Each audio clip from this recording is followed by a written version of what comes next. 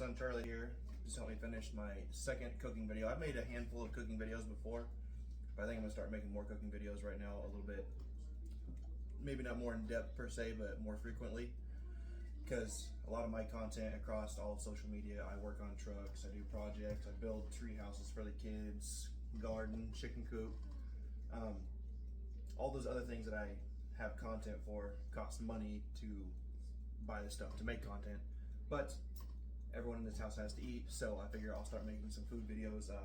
Let me know if you guys have any questions, comments, suggestions. I'm gonna start doing 2 a week. My first one was by myself. My second video was with him. I'm gonna do 1 a week. Stop it, buddy. I'm gonna do 1 a week by myself, and then 1 a week with one of my 3 children.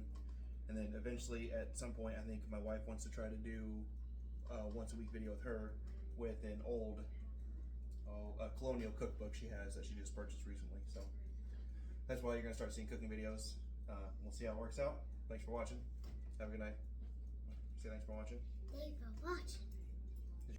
Did you have fun cooking egg salad sandwiches? Yes.